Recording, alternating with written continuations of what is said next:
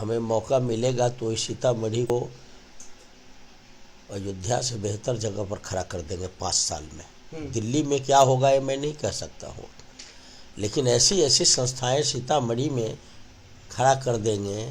देश तब चलेगा जब सीतामढ़ी अगली पंक्ति में आएगा, नहीं तो पार्लियामेंट और देश नहीं चलने दूंगा। इतना कुब्बत है भीतर में, ईमान और सच्चाई का कुब्बत है। सीतामढ़ी में मैं जिम्मेवारी के साथ कह सकता हूँ 72 साल बनाम 5 साल मेरा। अच्छा, सबके काम को जोड़ लीजिए, उसके राशि जोड़ लीजिए, योजना जोड़ लीजिए, और सभी पार्टी के नेता को आप अपनी ही मीडिया के यहाँ बैठा लीजिए।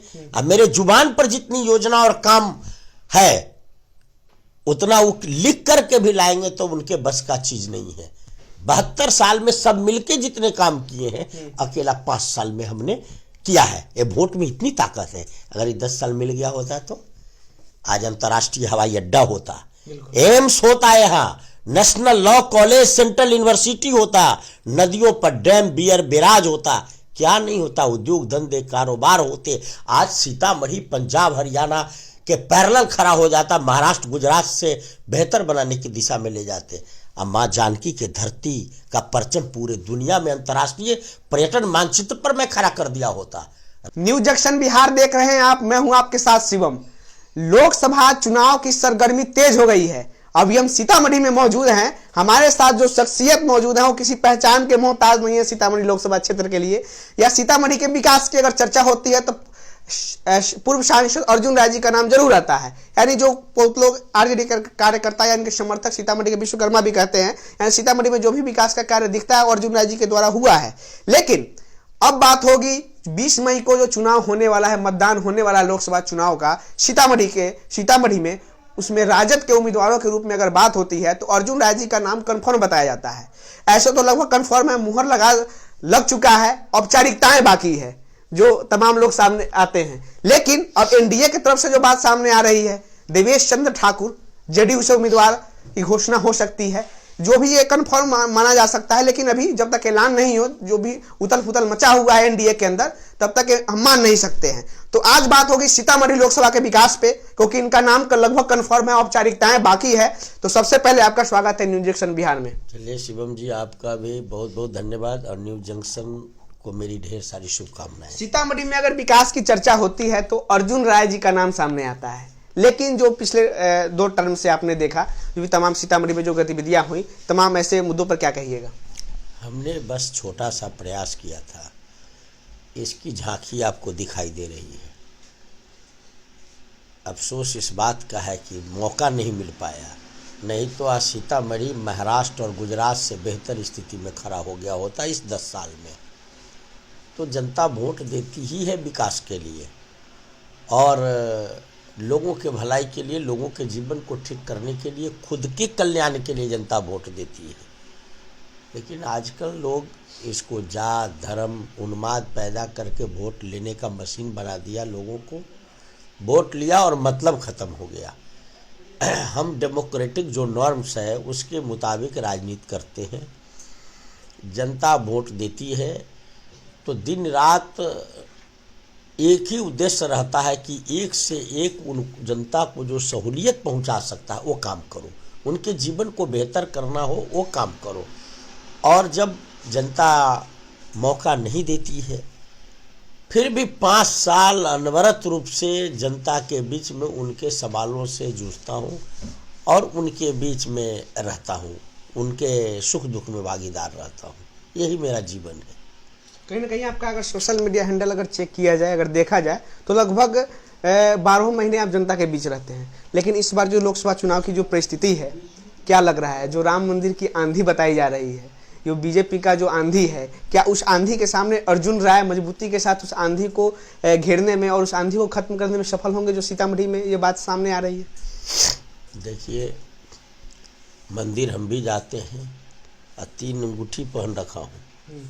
हम भी इन सब चीज़ों में भरोसा करते हैं और हमें मौका मिलेगा तो इस सीतामढ़ी को अयोध्या से बेहतर जगह पर खड़ा कर देंगे 5 साल में। दिल्ली में क्या होगा ये मैं नहीं कह सकता हूँ, लेकिन ऐसी ऐसी संस्थाएं सीतामढ़ी में खड़ा कर देंगे। देश तब चलेगा जब सीतामढ़ी अगली पंक्ति में आएगा, नहीं तो पार्लियामेंट और देश नहीं चलने दूंगा। इतना कुब्बत है भीतर में, ईमान और सच्चाई का कुब्बत है। तो मैं आपको बता दूं, राम मंदिर न्यायालय के आदेश से मंदिर का निर्माण हुआ, पब्लिक के पैसे से हुआ है। इसको कोई आदमी या कोई पार्टी भुनाने की कोशिश करता है कि हम मंदिर बनाए हैं, तो ये तो 100% झूठ है। और डेमोक्रेसी में वोट मंदिर के लिए नहीं मिलता है, लोगों के मन का जो मंदिर है उसको कितना पवित्र किया जाए, स्वावलंबी किया जाए। अब जिस देश में 100 करोड़ लोग रोटी के लिए हाथ फैला रहा है, 81 करोड़ लोग फ्री के अनाज के लिए हाथ फैलाए खड़ा है, और उस देश का जो पद पर बैठा हुआ प्रधानमंत्री अगर बड़ी बात कहता है उसे डूब मरना चाहिए। हम लोग जैसा व्यक्ति प्रतिनिधि बन जाए 10-20 साल, तो एक आदमी यहाँ दरिद्र नहीं रहेगा। चाहे देश और दुनिया में जहाँ से साधन संसाधन लाना हो, सभी नौजवान और गरीब को गरीबी से मुक्ति दिला दे सकते हैं। इतनी वोट में ताकत है। लेकिन ये तो केवल लोगों के माइंड वॉश करने की कोशिश है। देश की सारी संपत्ति लूट लिया साहब, 16 लाख करोड़ रुपए। आप जानते हैं बिहार का बजट 2 लाख करोड़ रुपए का होता है। 16 लाख करोड़ रुपए 20-25 लोगों का माफ कर दिया इन्होंने, 100 लोगों का। आज 100 करोड़ आदमी रोटी के लिए हाथ फैला रहा है। यही देश, यही इसका इकोनॉमिक मॉडल है। 6 करोड़ MSME थे, छोटे छोटे उद्योग धंधे, उनको कोलैप्स करा दिया, खत्म कर दिया। और लोगों के सेंटीमेंट को कैश करके उत्तर कोरिया बनाना चाहते इस देश को। हम उस बात के पक्षधर नहीं है। जनता चाहे जो निर्णय ले, सच बात कहते रहेंगे। आज हो सकता है हमारी बात न लोग माने, वक्त आएगा तो यही बात सच होगा। क्योंकि वोट चलते फिरते इंसान के जीवन को बेहतर बनाने के लिए है, उनके जीवन में खुशहाली लाने के लिए है, बेहतर शैक्षणिक व्यवस्था बनाने के लिए है। आप एक उदाहरण ले लीजिए, 17 महीने हम जिस पार्टी में हैं उस पार्टी के नेता डिप्टी CM के पद पर रहे। आप एक नौजवान साथी हैं, भारत के इतिहास में उलट के देख लीजिए कि 17 महीने में 5 लाख सरकारी नौकरी कोई दे पाया है? 70 दिन में सारी प्रक्रिया पूरी करके बिना किसी भी तरह के विवाद खड़ा हुए 2 लाख लोगों की नौकरी श्री तेजस्वी यादव जी ने दे दिया। ये क्रांतिकारी काम है। 1000 मंदिर से बड़ा ये मंदिर है।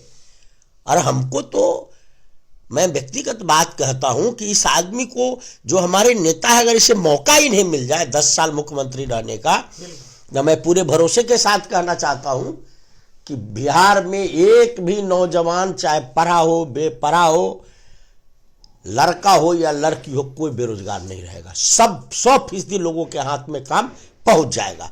ये होता है इच्छा शक्ति, ये होती है वोट की ताकत। वोट की ताकत ये नहीं है कि इसको धर्म पर, जाति पर, समीकरण पर वोट ले लो, अब भूखे नंगे जीने के लिए विवश कर दो। मंदिर है, हम भी जाते हैं, हम कह रहे 3 अंगूठी पहन रखा हूं, कंप्लीट आस्तिक हूं। मेरे पिताजी 7 बार हनुमान चालीसा पढ़ते हैं, तब अन्न ग्रहण करते हैं। ऐसे परिवार से आया हूं। हम इसका मार्केटिंग अपनी नकारेपन को छिपाने के लिए नहीं करते हैं। पुरुषार्थ वो होता है जो हमारे नेता तेजस्वी यादव जी में है। महज 17 महीनों में 17 वर्षों से बेहतर काम कर दिया। नीतीश कुमार जी 17 वर्षों में नौकरी नहीं दे पाए। 17 महीने में आप देख लीजिए, 5 लाख लोगों को कंप्लीट सरकारी नौकरी, 4.5 लाख नियोजित शिक्षकों को दर्जा, सरकारी कर्मी का दर्जा। तालमी मरकज के जो हमारे साथी थे उनके मानदेय दुगुना, विकास मित्र के मानदेय दुगुना, टोला सेवक के मानदेय दुगुना, आंगनबाड़ी सेविका के भी मानदेय में वृद्धि, आशा दीदी को 1000 से 2500 तक। कहने का मतलब है एक एक व्यक्ति को आर्थिक रूप से बेहतर करने का, जीवन ठीक करने की कोशिश करना ही वोट का असली मकसद है, जनप्रतिनिधि और सरकार का मकसद है। इसमें हमारे पार्टी के नेता और सीतामढ़ी में हम लगे 5 साल के हमारे काम को देखिए। कहीं ना कहीं 17 महीने बनाम 17 साल की बात होती है और सीतामढ़ी में 5 साल बनाम 10 साल की बात होती है। सीतामढ़ी में मैं जिम्मेवारी के साथ कह सकता हूं 72 साल बनाम 5 साल मेरा। अच्छा। सबके काम को जोड़ लीजिए, उसके राशि जोड़ लीजिए, योजना जोड़ लीजिए, सभी पार्टी के नेता को आप अपने ही मीडिया के यहां बैठा लीजिए। अब मेरे जुबान पर जितनी योजना और काम है उतना वो लिख करके भी लाएंगे तो उनके बस का चीज नहीं है।